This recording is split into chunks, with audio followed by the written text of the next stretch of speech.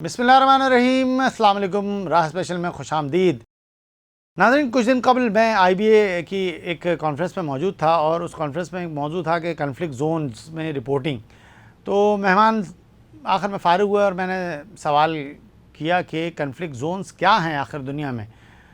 चूँकि उस पूरी गुफ्तगू में पाकिस्तानी का बार बार नाम आ रहा था, तो मुझे ये लगा कि शायद सिर्फ पाकिस्तान ही कन्फ्लिक्ट जोन है क्या। तो मैंने सवाल किया और सवाल के जवाब में मुझे पता ये चला कि दुनिया भर की कन्फ्लिक्ट जोन बनी हुई है इस वक्त। और इस वक्त क्या, हमेशा से कन्फ्लिक्ट जोन रही है। और कन्फ्लिक्ट कहते ही दो लोगों के तनाज़े को हैं या बग़ैर तनाज़े के भी वाक़यात हों। वो सवाल मेरे जहन में अटक गया। बहरहाल मैंने मंजरनामा ढूंढा और जो है सूरत-ए-हाल का जायज़ा लिया। तो दुनिया की सबसे महज़्ज़ब कौम जो यूरोप है, मगरबी अक़वाम है, उनमें अमेरिका इस वक्त सबसे सर-ए-फ़हरिस्त करार दिया जाता है। तो मैंने जायज़ा लिया तो पता चला कि अमेरिका में सिर्फ़ गुज़िश्ता 7 माह में मास शूटिंग के 350 से ज़्यादा वाक़यात हो चुके।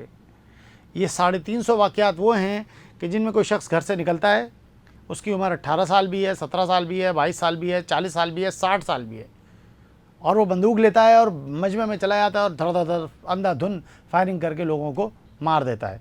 बड़ी तादाद में लोग ज़ख्मी होते हैं, मरते हैं।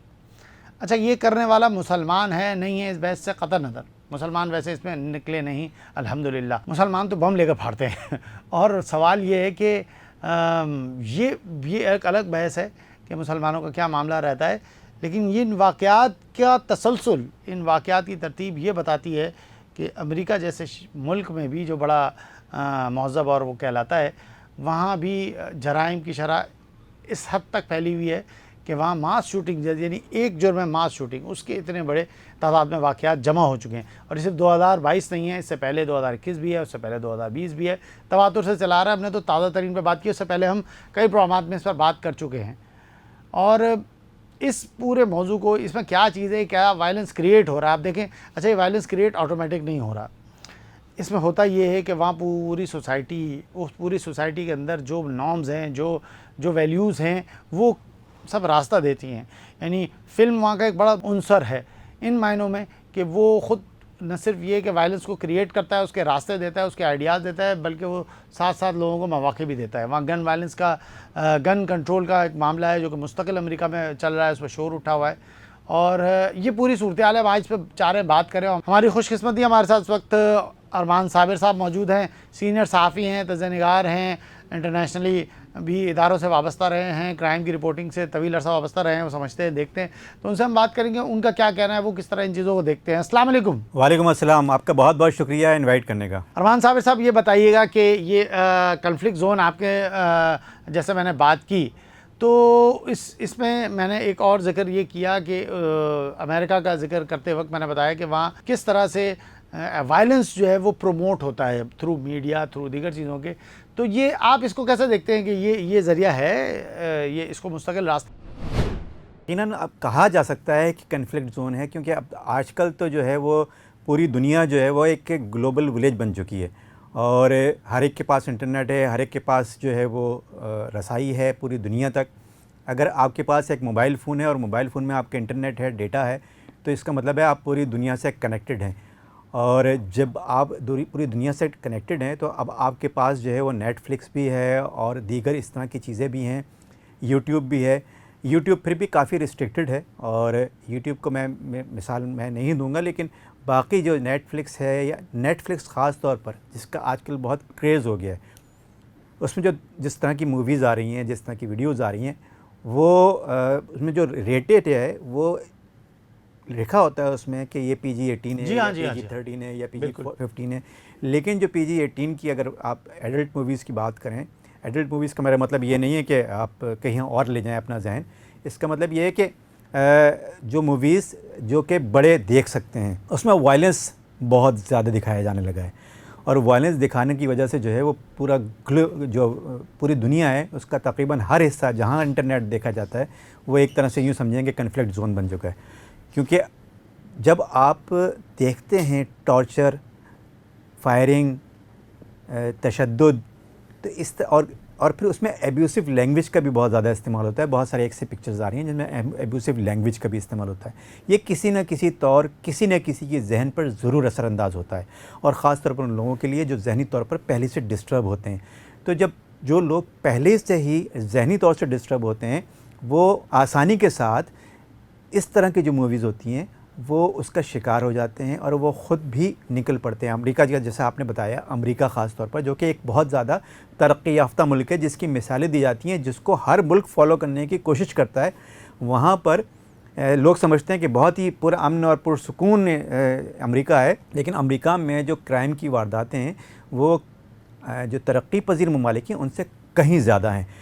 जैसा कि आपने कहा कि 300 से ज़्यादा वाक़यात सिर्फ़ इस साल 6 महीने के दौरान हो चुके हैं, और गुज़श्ता साल इसी 6 महीने के दौरान कोई 325 वाक़यात हो चुके थे।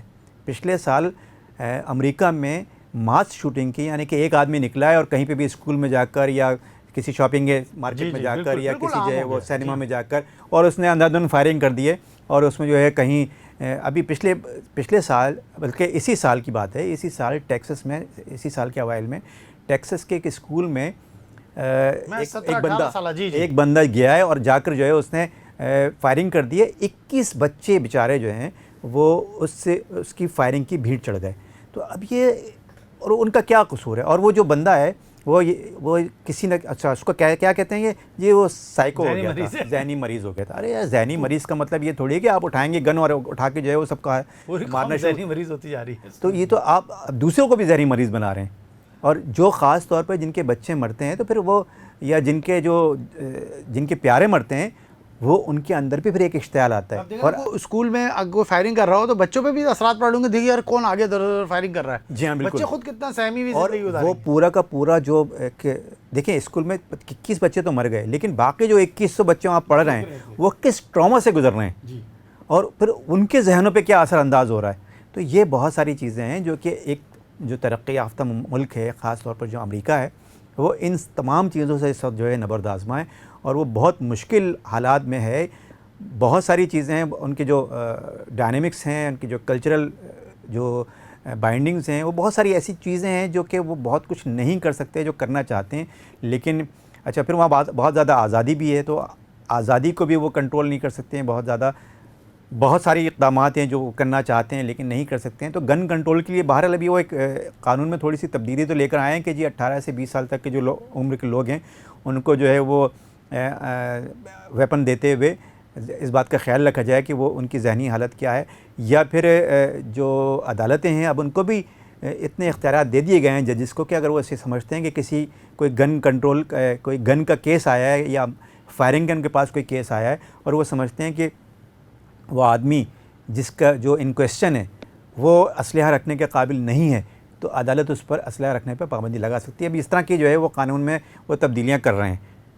तो ये देख रहे हैं, ये तो आज 2022 के भी निस्फ के बाद ये बात, हालांकि आप जानते होंगे कि इस कानून साजी की खातिर वो कई बार वहाँ शोर मचाया गया। हर वाक़े के बाद शोर मचाया जाता है कि भाई गन कंट्रोल का जो है कोई मामला होना चाहिए।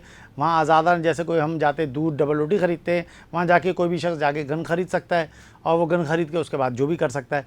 अच्छा, फिर ये वायलेंस उनकी नफ्सियात में कहाँ से? अच्छा, वो अब देखें, ये बात ठीक है कि जो है वो एक तरक्की याफ्ता मुल्क है और इस वक्त दुनिया भर में उसका गलबा है, लेकिन वो अपने आप को पोर्ट्रे बड़ा महज़्ज़ब करता है। दुनिया भर में अमेरिका और अमेरिकी अक़वाम या गोरे अपने आप को बहुत महज़्ज़ब पोर्ट्रे करते हैं। लोग जो हमारे पाकिस्तानी भाई जाते हैं, आते कहते हैं भाई अखलाकियात तो सारी उनमें हैं, और जो सच जितना वो बोलते हैं और जितनी मिलनसारी से वो मिलती है, हमने अक्सर अपने रिश्तेदारों दोस्तों से सुना है। ठीक है, हो सकता है बिल्कुल इसी तरह से ही हो, लेकिन दूसरी जानिब उस सारी तहज़ीब जिसकी बुनियाद पर महज़्ज़ब बना रहे हैं, वो क्या 18 साल 20 साल के बच्चों को ये आउटपुट की तरफ लेके जा रही है? देखें सलमान, बात ये है कि वो कौम जो है वो उसमें तमाम अखलाकियात भी मौजूद है, वो सच भी बोलते हैं, वो बहुत ज़्यादा कानून की पाबंदी भी करते हैं। सच बोलना और ईमानदारी, या जिसको आप कहते हैं दयानतदारी, वो जो मामलात हैं वो तो एक महज़्ज़ब कौम के अंदर होने भी चाहिए। लेकिन जहाँ तक मामलात कानून की पासदारी के हैं, तो यहाँ मैं कहूँगा कि अमेरिका हो या यूरोप हो पूरा, वहाँ पर डंडे का ज़ोर चलता है। अगर डंडे का ज़ोर ना चल रहा हो तो वहाँ पर भी कोई कानून की पासदारी नहीं करता। आपने कई वाक़यात ऐसे देखे होंगे, कई मरतबा जो है वो अमेरिका में, एक तो अमेरिका में लाइट नहीं जाती है, हमारे यहाँ तो हर थोड़े 18 घंटे की लाइट नहीं होती है और 6 घंटे लाइट आती है। लाइट कम है हमारे यहाँ, लोग आदी हैं, मार्केटों में लाइट नहीं होती तो कोई बात नहीं, जैसे नॉर्मल है, रूटीन है, चलता रहता है। लेकिन अगर अमेरिका के किसी शहर में और बड़े शहर में थोड़ी देर के लिए रात में लाइट चली जाए तो उस अंधेरे का फ़ायदा उठाते हुए कितनी ही दुकानें वहाँ लुट जाती हैं, कितनी ही दुकानों के वहाँ शीशे तोड़ दिए जाते हैं, कितने ही वहाँ पर कितने ही रेप हो जाते हैं। और रेप होने का अंदाज़ा आप इस तरह से लगा सकते हैं कि जिस दिन वो वाक़या होता है उसके 9 महीने के बाद वो ये देख रहे होते हैं कि कितने बच्चे हो रहे हैं, ये देख रहे होते हैं, उनके इस तरह का डेटा तैयार होता है। तो आप अंदाज़ा लगाएं कि क्राइम का वहाँ पर क्या हाल है और वहाँ पर लोग किस तरह से वायलेट करते हैं अपने कानून को। अगर कानून को वायलेट करने का उनको मौका मिले तो फिर छोड़ते नहीं हैं, वो कानून को वायलेट करते हैं और फिर किसी को जो है वो मतलब कोई ऐसा लगता है जैसे बेलगाम हो गए हों सब। तो ये मामलात वहाँ पर हैं। वहाँ डंडा है, बहुत ज़बरदस्त डंडा उन्होंने रखा हुआ है, कानून का डंडा है, कानून की पासदारी है और डंडे के ज़ोर पे पासदारी कराते हैं। इस वजह से वहाँ पर इतनी कानून की जो है वो जो आप देखते हैं कि लाकानूनियत नहीं है, तो वो इसी वजह से है क्योंकि वो उनके यहाँ बहुत स्ट्रिक्ट निज़ाम है और उसकी सज़ा बहुत ज़्यादा है। सज़ा के मामले में वो फिर पसो पेश से काम नहीं लेते हैं। अच्छा देखिए, सज़ा की बात आपने की है, बिल्कुल ठीक है कि वहाँ जो है वो कानून की अमलदारी है, वो गिरफ़्तार हो जाता है, लेकिन उसके बाद वो उसको कहते हैं भाई ये दिमागी मरीज़ है और वो लेकर उसकी स्टेट ऑफ माइंड को जो है वो इशू बनाकर हमने देखा कई वाक़यात हुए। वो वाहिद वाक़या इसमें जो न्यूजीलैंड वाला जो केस था, अगर आपको याद हो, जो किसी मस्जिद में जाके उसने किया था, तो वहाँ जाके उसको भी वो करके वह न्यूजीलैंड की जो वज़ीर-ए-आज़म थी उसने बहरहाल थोड़ा स्ट्रिक्ट एक्शन लिया, बहुत प्रेशर था तो उसने उसको जो है, लेकिन वहाँ सज़ाए मौत है नहीं, अव्वल बात। दूसरी बात ये है कि अमेरिका में जो वाक़यात हुए उनमें सब में आपने नोट किया होगा रिपोर्टिंग में कि उसको साइको पेशेंट बना के पेश कर देते हैं और ये एक तासुर आता है भाई ये मरीज़ था और चूँकि आम आदमी तो ये कर ही नहीं सकता, तो लिहाजा ये जो कर रहा है वो मरीज़ है, यानी उसके उस अमल को बायोलॉजिकल सेफ्टी दे देते हैं कि भाई ये जो नफ्सियाती, तो मतलब इस बात का भी इम्कान है अगर आज वो इस बुनियाद पर किसी कत्ल को ये कह सकते हैं भाई उसकी दिमागी न्यूरॉन्स और उसका मसला था डोपामीन का, तो भाई जो रेप करने वाले तो उसके भी टेस्टोस्टेरोन लेवल बढ़ जाए तो वो रेप कर देता है, तो बोलेंगे भाई इसके जिस्म में उसकी, क्योंकि दुनिया में कोई ऐसा इंसान हो नहीं सकता जो कहे भाई मैं रेप करना तो नहीं चाहता था लेकिन बस मेरे अंदर जरासीम थे तो मुझे करना पड़ा, तो लिहाजा जरासीम मसला है। तो ठीक उसी तरीके से भाई ये जो कत्ल कर रहा है क्या भाई मैं कत्ल करना तो नहीं चाहता था लेकिन मेरा दिमाग थोड़ा सा ज़रा सटक गया था तो इसलिए मैंने कत्ल कर दिया। तो ये क्या मयारात हैं सज़ा देने के मामले में? देखिए, सज़ा देने की मैंने आपसे बताया ना था कि जो अमेरिका है वो एक तरक्की याफ्ता मुल्क है, वहाँ के अखलाक़ी मामलात बिल्कुल मुख्तलिफ़ हैं। फिर वहाँ पर जो कल्चरल वैल्यूज़ हैं वो बहुत ज़्यादा हैं, लिबरल हैं, मतलब लिबरल हैं। अच्छा, कानून में जो है वो आप जो है वो हम यहाँ पर बैठकर ये नहीं सोच सकते कि वहाँ पर उनका कल्चर क्या है जब तक कि आप वहाँ जाके एक्सपीरियंस ना करें उसको। तो उनका कल्चर बिल्कुल डिफरेंट है, जो हमारा कल्चर है वो बिल्कुल डिफरेंट है।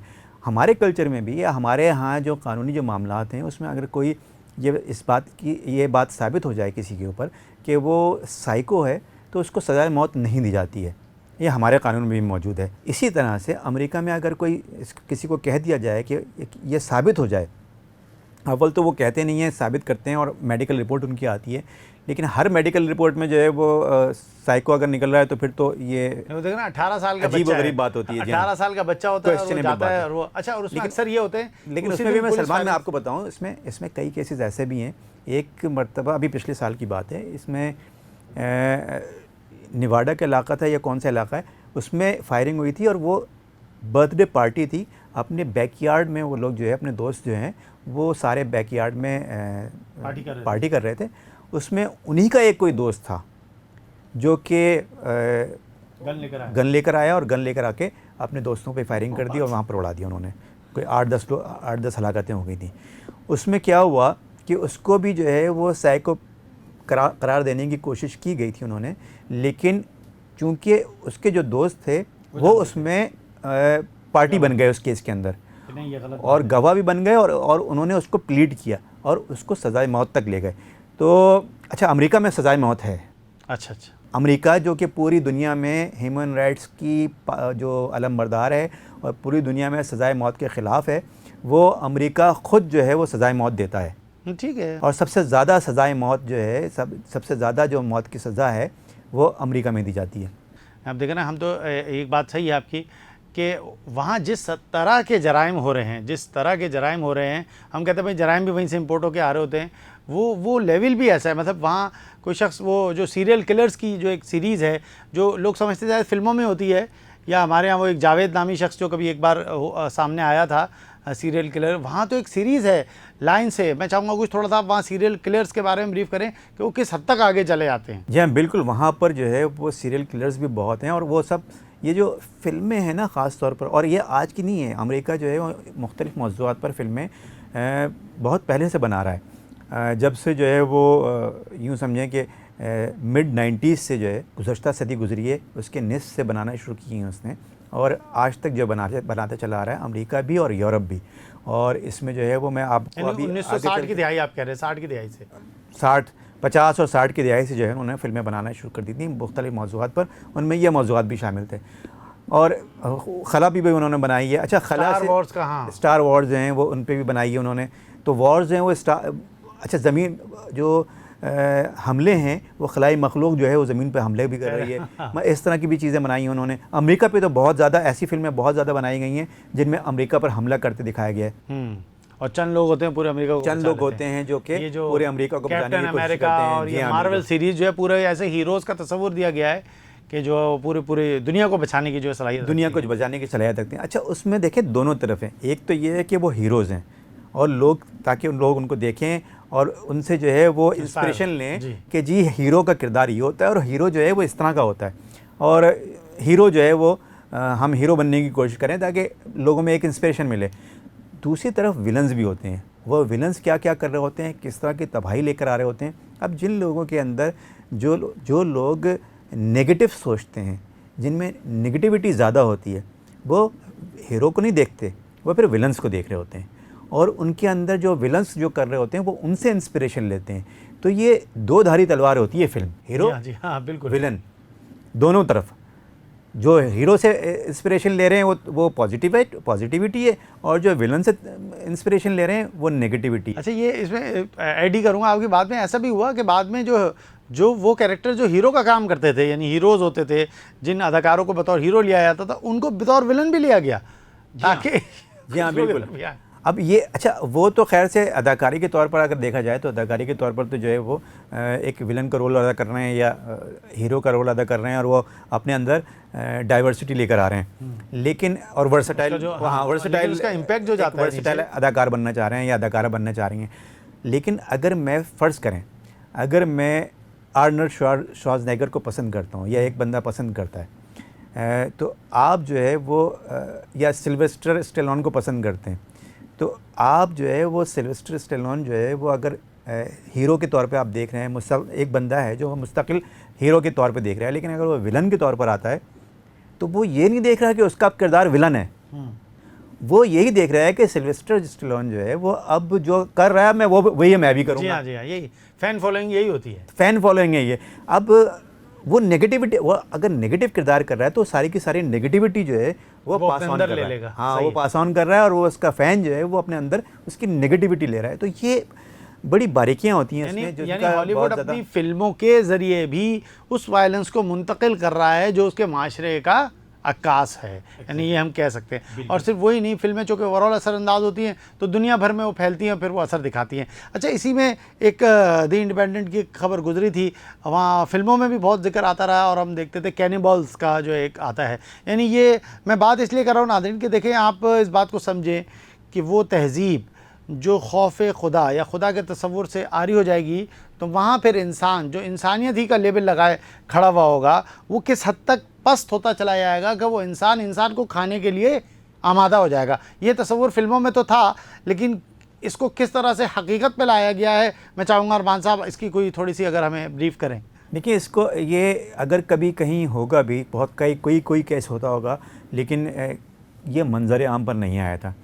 ये आहिस्ता आहिस्ता जो है वो लोग, और ख़ास तौर पर यूरोप और अमेरिका में ये मामला जो है ना वो थोड़ा सा ज़ोर पकड़ा था, और मिड 70s में आई थिंक ये इन्होंने, सलमान, आपको हैरत होगी, इन्होंने जो है वो ख़ास तौर पर इटली ने 1940 की दहाई से जो है वो कैनिबल्स के ऊपर फ़िल्में बनाना शुरू की थी, और ये 70 की दहाई में आकर इनकी फ़िल्में बहुत ज़्यादा मशहूर हो गई थी, बहुत हिट हो गई थी, और पूरा यूरोप जो है वो इटालियन फिल्में देखता था जिसमें आदमखोरों को दिखाया जाता था कि आदमखोर जो है वो दूसरे अपने किसी इंसान को खा रहे हैं और उनका गोश्त खा रहे हैं और बहुत मज़े लेके खा रहे हैं। और ये सारी चीज़ें, जितना वायलेंस है, जितना जो ऐसी पिक्चर्स जिनको नहीं दिखाना चाहिए वो सब दिखाई जा रही होती थी।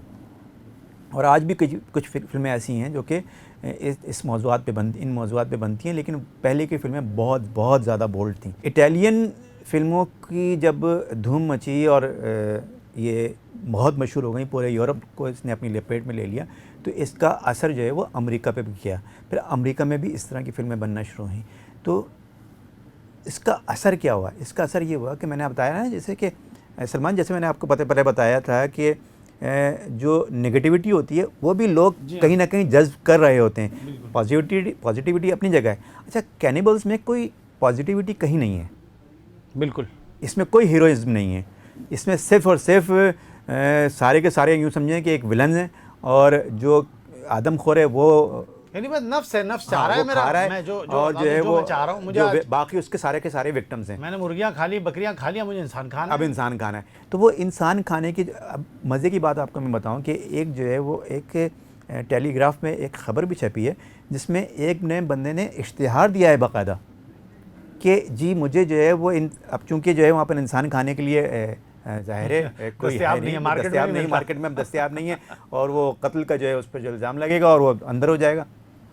तो उसने बाकायदा एक इश्तिहार दिया अखबार में कि मुझे एक इंसान खाना है जो अपने आप को प्रेजेंट करे, मुझे तो मैं उसको खा सकता हूँ।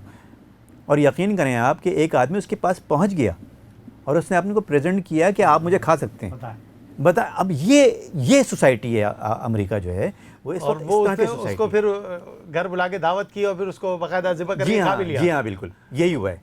अब देखें, ये अब ये हम नहीं छाप रहे, ये कोई जो है फेक न्यूज़ नहीं है, कोई दुआ दहरा गैंग नहीं है, ये ख़बर है, शाया हुई है, वहीं अखबार भी वहीं शाया हुआ है, अखबार भी उनका है, खबर भी उनकी है, हमारा कोई साजिशी लेना देना नहीं है। लेकिन ये कि देख लें तहजीब कहाँ पहुँच चुकी है। जी अरमान साहब, बिल्कुल इस तरह के वाक़यात, अब ये रोंगटे खड़ा कर देने वाला वाक़या है कि इस तरह के भी वाक़यात हैं कि एक इंसान दूसरे इंसान को खाने के लिए इश्तिहार दे रहा है और एक दूसरा इंसान जो है वो उसको कह रहा है कि हाँ जी आप मुझे ज़िबा करें और खा जाएं। तो जब सोसाइटी इस नहज पे पहुंच जाए तो यकीनन आपने जैसे बताया कि एक तो मज़हब से दूरी है और दूसरी बात यह है कि वो बिल्कुल मादर पिदर आज़ाद हो चुके हैं। अब उनको किसी किस्म का कोई डर नहीं है। अच्छा, फिर किसी किस्म की कोई पाबंदियाँ नहीं हैं। अब वो पाबंदियाँ अपने माशरे पे लगाते भी हैं तो उसमें बहुत ज़्यादा आवाज़ उठना शुरू हो जाती है। अब अमेरिका में इस वक्त जो सबसे बड़ा मसला है, इस वक्त क्या है, बल्कि कई दहाइयों से जो सबसे बड़ा मसला है उनके यहाँ, वो एबॉर्शन का मसला है। जी जी बिल्कुल बिल्कुल। एबॉर्शन का जो मसला है उस पर सारी अखलाकियात उनकी वहाँ पर आके आ जाती हैं। एक आधा अमेरिका जो है वो डिवाइड होता है। जो इलेक्शंस उनके होते हैं वो भी सिर्फ 1 पॉइंट एजेंडे पे होते हैं, एबॉर्शन पर। मतलब आपको हैरत होगी कि एबॉर्शन जो है वो उनका इतना बड़ा इशू होता है। टेररिज्म उनका कोई इशू नहीं है। उनका जो है वो दो इश्यूज़ होते हैं, दो इश्यूज़ होते हैं उनके यहाँ, एक एबॉर्शन और एक जो है वो एम्प्लॉयमेंट। ये दो इश्यूज़ पे सारे इलेक्शन उनके हो रहे होते हैं। तो एबॉर्शन में क्या चाहते हैं, थोड़ा ब्रीफ करें। एबॉर्शन में ये चाहते हैं वो कि दोनों पार्टियां ये कहती हैं कि जी एक पार्टी कहती है कि एबॉर्शन जो है वो नहीं होना चाहिए। एबॉर्शन कंजर्वेटिव है, ये जो है कंजर्वेटिव, वो कहते हैं कि एबॉर्शन नहीं होना चाहिए क्योंकि एबॉर्शन जो है वो चौथे महीने से, जिस वक्त जो है वो हमल ठहरता है तो चौथे महीने से ज़िंदगी आ जाती है और चौथे महीने के बाद आप एबॉर्शन नहीं कर सकते। एक इंसान को मारना हो जाएगा, वो एक इंसान को मारना होता है। एक सोच ये है। दूसरी सोच ये है कि जी एबॉर्शन किया जा सकता है, वो किसी भी स्टेज पर करना चाहें, पैदाइश से पहले जब भी करना चाहें वो एबॉर्शन, उसकी औरत को इजाज़त है, उसका राइट है। वो चाहे तो बच्चा जो है जने और वो चाहे तो बच्चा चाहती, यानी वुमेन राइट के तहत वो नहीं चाहती अपनी कोख में जो है बच्चा रखना, वो ना दे। और इसी के झेल में यानी वो जो किराए पे कोख लेने का जो एक वो प्रोसेस है जो शुरू हुआ है कि भाई अगर आप बच्चा अपनी कोख में नहीं रखना चाहते तो किराए पे ले लें आप कोई कोख। उस पर भी फिल्में बन गई हैं, उसको भी बाकायदा एक इस्तेलाह दी गई है कि भाई आप कोख जो है वो किराए पे ले लें और अपने जो है सेल्स उसमें डलवा लें और वहाँ से बच्चा पैदा करवा के ले लें। मतलब ये तक हो चुका है। अब आप सोचें कि इंसान सरोगेट बदस्त कराती हैं। जी, सरोगेसी जो पूरा एक उसकी इस्तिलाह है, टर्म है। यानी ये इसी अबॉर्शन जिनको नहीं कराना उन ख़वातीन के हुकूक के लिए, तो उनको बच्चा फिर भी अगर चाहिए तो फिर वो सरोगेसी कर ले। तो ये क्या आप देख रहे हैं, इसको आप कैसे डिफ़ाइन करेंगे इस पूरे अमल को, ये जो अबॉर्शन और ये सरोगेसी इसी की लाइन में चल रहे हैं? देखिए ये जो अमेरिका है, अमेरिका में ये मैंने जैसे आपको बताया कि ये सबसे बड़ा मसला तकरीबन जो है वो यही है। एक तो ये है और एक एम्प्लॉयमेंट का है। तो फिर दूसरा, अब जो तीसरा सबसे बड़ा मसला उनका आ रहा है वो आ रहा है गन कल्चर का। ये जो गन और मास शूटिंग वगैरह ये हो रही है, तो ये अब आप इनको तीनों को जोड़ तो नहीं सकते, लेकिन ये तीनों उनके यहाँ बड़े मसले हैं ये, और जिन पर जो है वो वोटिंग्स भी होती है, जिन पर जो है वो सारी सियासत भी उनकी हो रही है। सियासत पे अगर हम जाएंगे तो बहुत सारी और भी फैक्टर्स हैं वहाँ पर, लेकिन हम जो बात कर रहे हैं, जो हमारा मौजू है वो हम उस तक रहते हैं, तो उसमें ये तीन चीज़ें बहुत इंपॉर्टेंट है। अच्छा, अनएम्प्लॉयमेंट की वजह से वो कहते हैं कि अनएम्प्लॉयमेंट जो अभी कोविड गया है, कोविड की वजह से अनएम्प्लॉयमेंट, हाँ, पूरी दुनिया को और ख़ासतौर पर अमेरिका, सबसे ज़्यादा डेथ्स जो है वो कोविड में अमेरिका में हुई हैं, और अमेरिका जो है वो काफ़ी दिनों तक बंद भी रहा था, तो वहाँ का कारोबार जो है उस पर काफ़ी असरअंदाज हुआ था वो, और जिसकी वजह से वहाँ पर अनएम्प्लॉयमेंट रेशो काफ़ी बढ़ गया है। और अनएम्प्लॉयमेंट रेशो बढ़ने की वजह से उसमें कहते हैं वो क्राइम का रेशो भी बढ़ गया है, और ये मास शूटिंग के वाक़यात हैं वो उसको लिंक कर रहे हैं।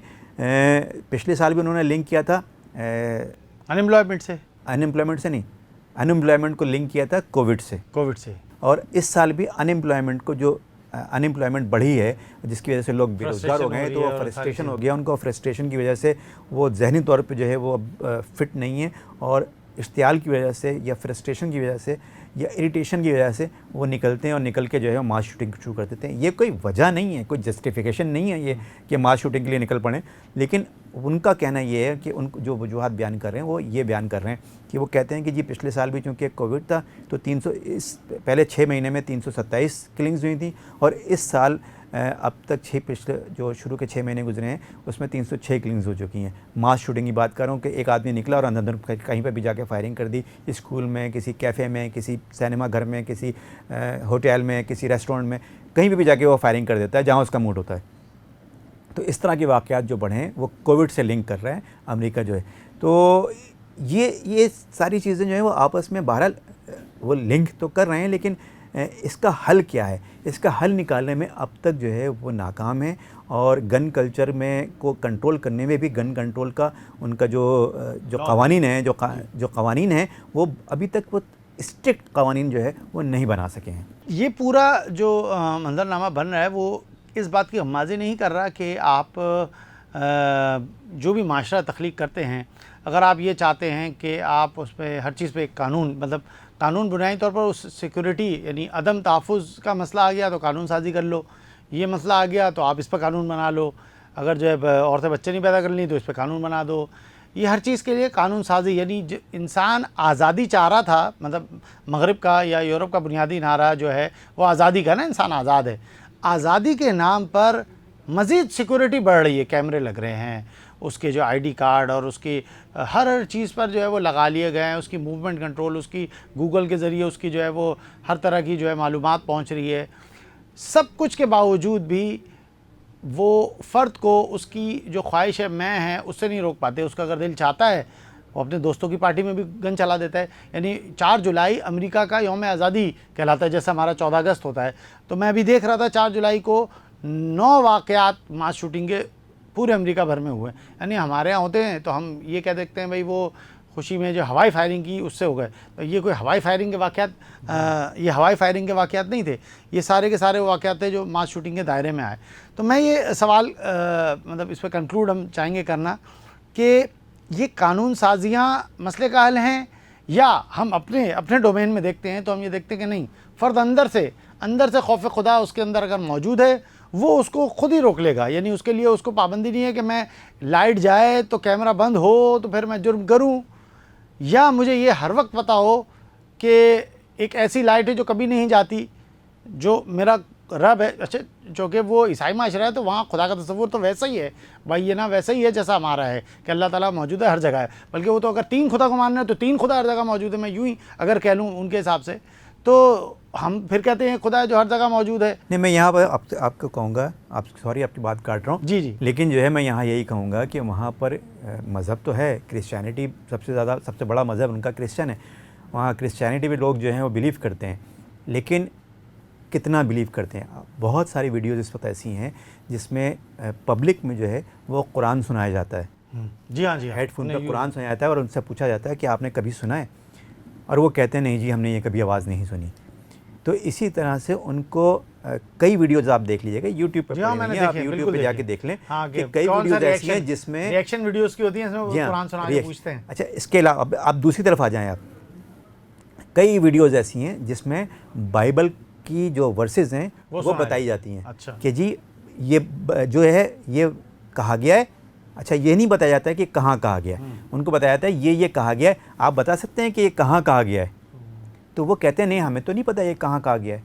वो बाइबल की वर्सेस होती हैं, तो उनको वो अपनी बाइबल जो है, देखिए उसमें तहरीफ हो चुकी है, बहुत ज़्यादा तहरीफ हो चुकी है।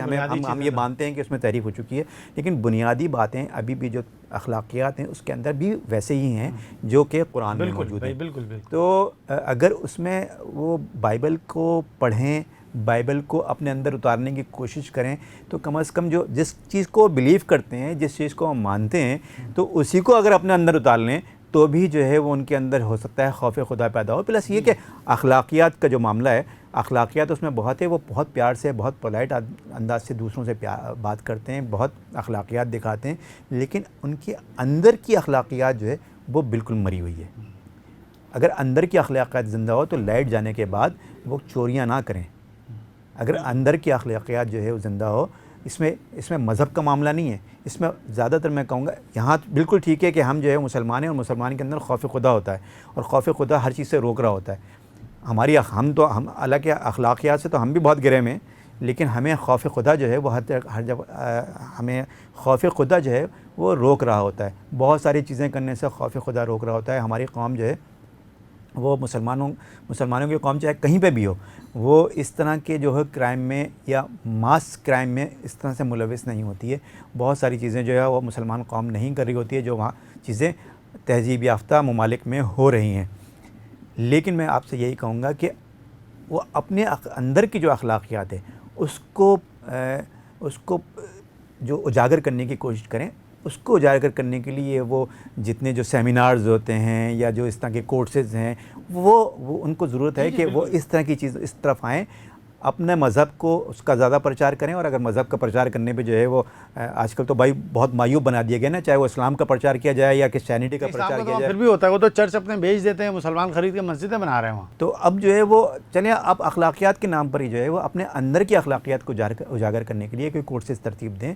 अंदर जब तक आपके अंदर की अखलाकियात उजागर नहीं होगी, जब तक आप अंदर से जो है वो मतलब आप अखलाकियात नहीं दिखाएंगे, जब तक जो है वो अमेरिका में लाइट जाने पर रेप भी होते रहेंगे और लाइट जाने पर दुकानें भी लूटती रहेंगी, घर भी लूटते रहेंगे। बहुत शुक्रिया अरमान साबिर साहब हमारे साथ रहने का, और आपने यकीनन इस हवाले से एक जामे गुफ्तगू की, और जिस आपने अंदर की बात की है वो बुनियादी तौर पर अंदर वही है कि जो इंसान खौफ खुदा से जुड़कर, यानी जिस माशरे में खुदा माइनस हो जाएगा, खुदा की ज़ात माइनस हो जाएगी और उसकी जगह इंसान का अपना नफ्स ले लेगा, और नफ्स जो चाहे, जो आज़ादी चाहे, इस पर खड़ा होगा। इस पूरी सोसाइटी, पूरा माशरा इस पर खड़ा हो जाए कि जो मैं चाहूँ और जो मेरी मर्ज़ी हो, तो फिर वो, अगर उसकी मर्ज़ी होती है कि फिर वो किसी मुर्दे के साथ भी ज़िना करना चाहे तो वो कर लेता है, उसको कोई बच्चा भी मिल जाए तो उसके साथ भी अपनी जिनसी ख्वाहिश पूरी कर लेता है, उसको अगर कत्ल करना है तो वो अपनी दादी को भी मार देता है, उसको अगर जो है अपने दोस्त मारने हैं तो उनको भी मार देता है,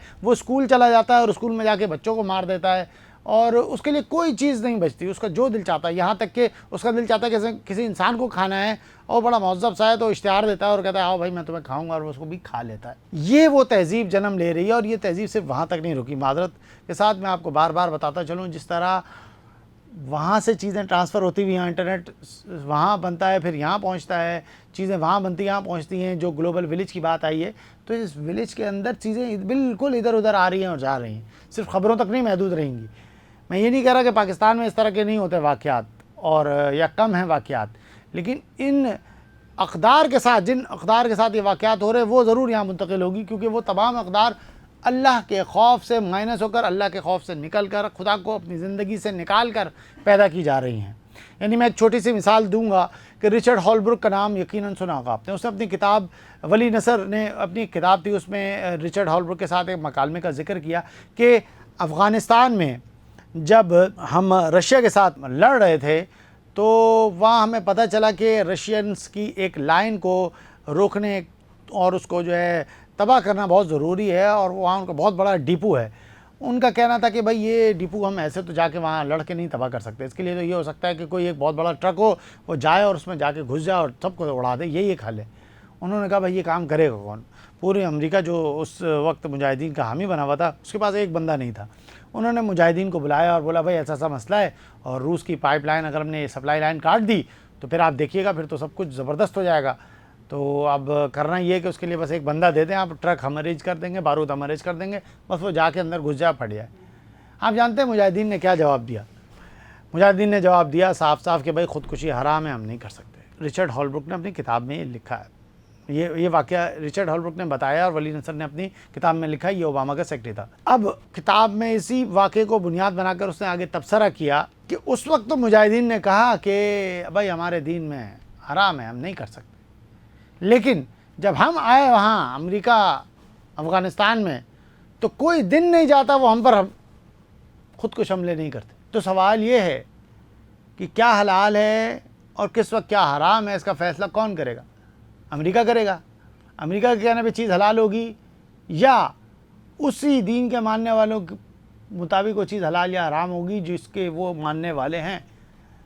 तो इसका फ़ैसला उन्हीं उलमा, उन्हीं मुजाहिदीन ने करना था, उन्होंने ही किया कि जब हलाल है, जब जो हालात होंगे उस मुताबिक क्या चीज़ हलाल होगी हराम होगी। तो आइए ना उसी तरीके से ये पूरी तहज़ीब जब खुदा माइनस तहज़ीब हो जाएगी और उसकी जगह नफ्स ले लेगा, तो हर नफ्स खुदा बनकर ख़ुद अपने लिए चीज़ें डिसाइड करेगा क्या हलाल है और क्या हराम है। हर नफ्स के लिए उसका हलाल हराम अलग होता चला जाएगा। इसी तरह उस पूरे माशरे में उस तहज़ीब के तज़ादात, उस तहज़ीब के जो तबाहकारियाँ वो सामने आती चली आएंगी, और सिर्फ सामने नहीं आएंगी, वो तवील सफ़र करती हुई पूरी दुनिया में फैलेंगी, क्योंकि आलमगीरियत ख़ुद अपनी एक जो है गहरी जो है वो वसअत रखती है। और बतदरीज जिस तरह कल्चरल एक मैकडोनल्ड 7 समंदर पार सफ़र करता हुआ, KFC सफ़र करता हुआ यहाँ पहुँच जाता है अपनी पूरी तहज़ीबी जो है शनाख्त के साथ, ठीक उसी तरीके से बाकी चीज़ें भी पहुँचेगी। ज़रूरत इसी बात की है कि इंसान अपने रब से जुड़ कर रहे, अपने रब के साथ अटैच रहे। खौफ खुदा का उनसर ही वाहिद वो चीज़ है जो उसको हर ऐसे काम से रोक सकता है जो उसका नफ्स उसको आमादा कर रहा हो। उसके नफ्स के ऊपर खौफ खुदा और रब के अहकामात और रब की जो है वो नाराज़गी का एक डंडा हो, वही उसको जो है रोक सकता है, वरना कोई बिजली, कोई लाइट और कोई कैमरे ऐसे नहीं हैं जो इंसान को रोक पाएँ। तो इस दुआ के साथ कि इस हमारी गुफ्तगू में जो कुछ भी खैर था वो आप समेट सकें, और जो कुछ भी शर था अल्लाह ताला हमें उसके शर से महफूज रखे। इजाज़त दीजिए, अल्लाह हाफ़िज़।